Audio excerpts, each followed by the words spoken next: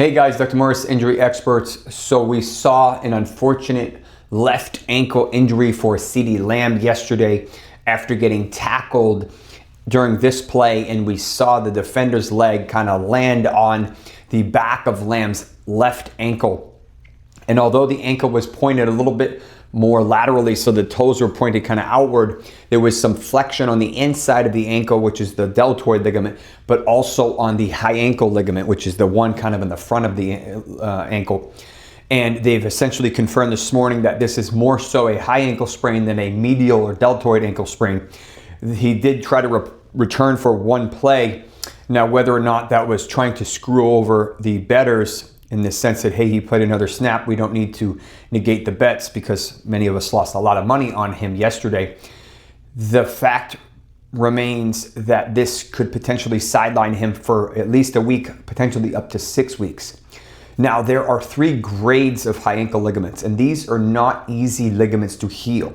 Even a type or grade 1 causes a lot of issues with planting and then cutting or changing directions. So traditionally, even a mild grade 1 will have guys out a week or 2, and then they'll struggle for about a month. And it's really not straight line, it's usually cutting and rotating, basically like running a route. So it becomes very challenging. The grade 2s have a tendency to take closer to 4 to 6 weeks. That's what Tyjae Spears is currently dealing with and why he hasn't returned from his that was in the early preseason.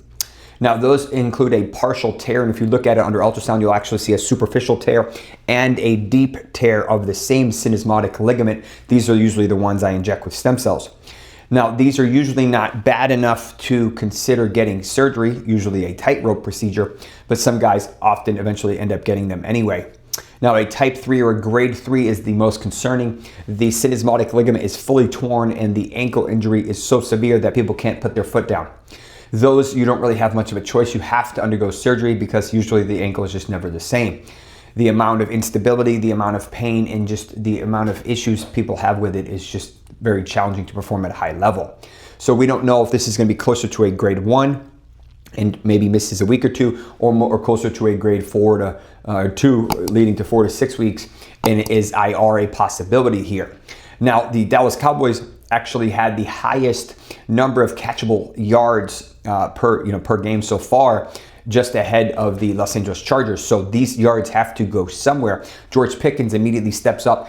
Jake Ferguson looked really good yesterday with a ton of targets. Kevontae Turpin, maybe they see who else can mesh with this. Javonte Williams actually looked pretty good as well. But this would be a significant injury for Lamb, who's been able to stay really healthy for the past several years. Just an unfortunate injury that he didn't really have much control over. I'll give you more information when we have it, but let's hope it's not more than a week or 2, which would mean it would be more like a grade 2 than a grade 1.